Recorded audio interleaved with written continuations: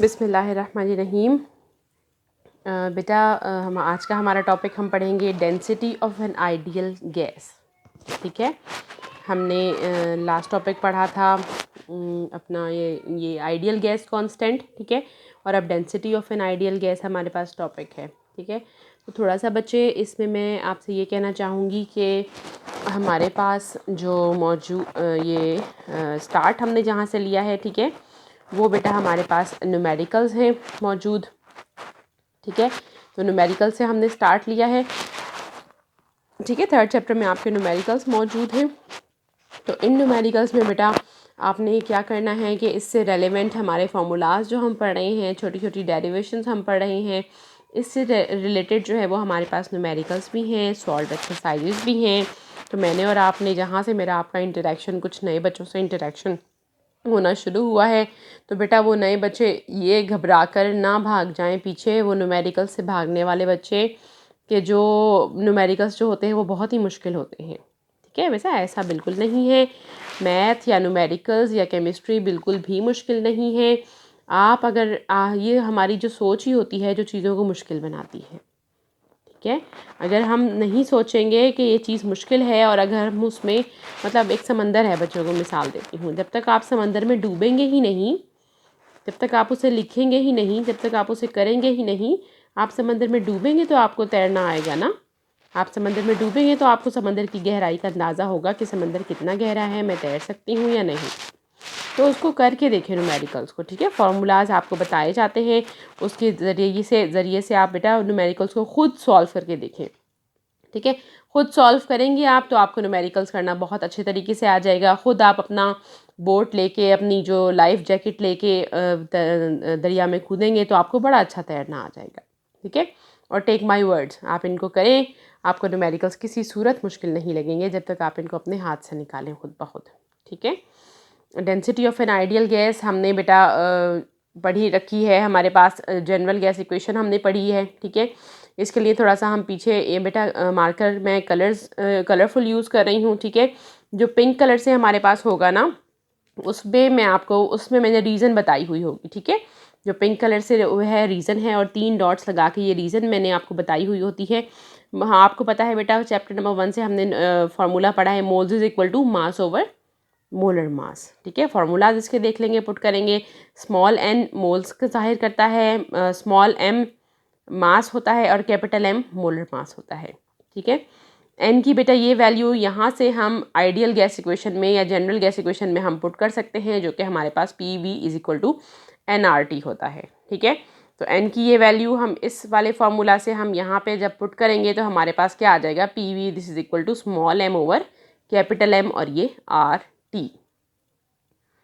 इस इक्वेशन को जब हम रीअरेंज करेंगे तो हम इस तरह से क्या कर सकते हैं, m को हम उधर ले जाएं, ठीक है, और PV को हम जो है वो नीचे अगर हम ले आएँ, यहाँ से हम V नीचे ले आएँ और m उस तरफ ले जाएं, तो P के साथ m हो जाएगा और V नीचे आ जाएगा। V इधर मल्टीप्लाई हो रहा था, इक्वेशन के दूसरी तरफ जाके ये डिवाइड हो जाएगा। m इधर इक्वेशन से डिवाइड हो रहा था, दूसरी तरफ जाके ये मल्टीप्लाई हो जाएगा।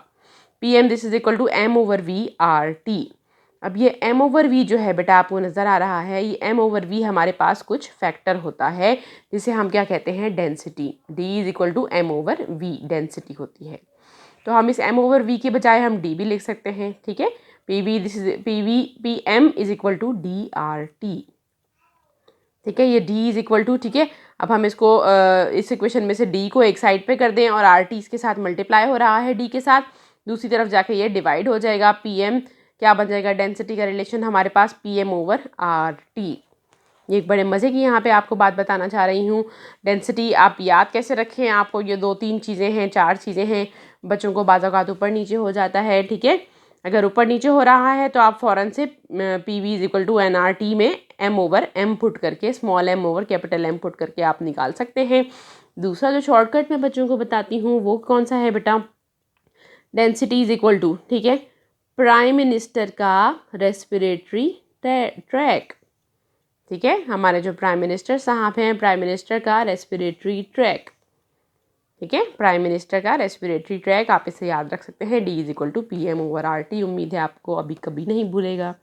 ठीक है बेटा, अच्छा, इससे रिलेटेड जो हमारे पास बेटा न्यूमेरिकल्स हैं एक्सरसाइज के, वो कौन से हैं, ये जो फार्मूला है PV is equal to small m over capital M RT, ये यूज़ होगा बेटा न्यूमेरिकल नंबर 19 में एक्सरसाइज के, जहाँ से आपको क्या निकालना होगा, मोलर मास गैस का निकालना होगा। सारा डाटा प्रेशर, वॉल्यूम, टेम्परेचर आपको बता दिया जाएगा। आर की वैल्यू आपको पता होती है, ठीक है। नॉर्मली जो हम न्यूमेरिकल्स में यूज़ करते हैं वो हम 2 वैल्यूज़ ज़्यादा यूज़ करते हैं। अगर तो सिस्टम इंटरनेशनल में दिया डाटा दिया हुआ हो क्वेश्चन का, किसमें, सिस्टम इंटरनेशनल यूनिट्स में, ठीक है, मीटर क्यूब वगैरह में, तो हम फिर 8.314 यूज़ कर लेते हैं। दूसरी जो वैल्यू हम आर की यूज़ करते हैं वो बेटा हम 0.0821 नॉर्मली यूज़ करते हैं, ठीक है। 0.0821 हम नॉर्मल यूज़ करते हैं। ये जो हमारे पास ये वाली वैल्यू है, ठीक है, 0.0821 वाली। और जो दूसरी वैल्यू है, जब हमें सिस्टम इंटरनेशनल यूनिट्स दिए हुए हों सवाल में, ठीक है, ये वाले यूनिट्स दिए हुए हों, तो हम कौन सी यूज़ करते हैं, फिर 8.314 यूज़ करते हैं। तो नॉर्मली ये आर की 2 वैल्यूज़ यूज़ होती हैं। कौन सी, एक 0.0821, ठीक है, ये वाली, और दूसरी हमारे पास 8.314 यूज़ होती है। ठीक हो गया। तो ये हमारे पास न्यूमेरिकल नंबर 19 आप करोगे, पिक्चर खींच के उसकी भेजोगे। इसी तरह से डेंसिटी वाला जो रिलेशन है वो न्यूमेरिकल नंबर 17 है एक्सरसाइज का, ठीक है। उसमें आपका ये फार्मूला यूज़ होगा। उसमें आपको 3 गैसेस दी हुई होंगी, मीथेन है, हाइड्रोजन है, इस तरह से आपको ये दी हुई होंगी गैसेस, और उनका जो डाटा आपको दिया हुआ होगा, ठीक है, वो जो आपको डाटा दिया होता है, यानी कि ये मॉलिक्यूलर मास जो है, मासेस जो दिए गए हैं वो आपको ग्राम्स में दिए गए हैं। सवाल में 16 ग्राम दिया होगा इस तरह से, जो इसका मॉलिक्यूलर मास है, ठीक है, ग्राम्स में होता है। आपको पता है जो मॉलिक्यूलर मास है कार्बन का 12 और 4 हाइड्रोजन का 16, और ये मॉलिक्यूलर मासेस ग्राम्स में यूज़ होते हैं, ठीक है। तो आप वहाँ पे क्या करोगे, वहाँ क्वेश्चन में डेंसिटी पूछी गई है किसमें, किलोग्राम में।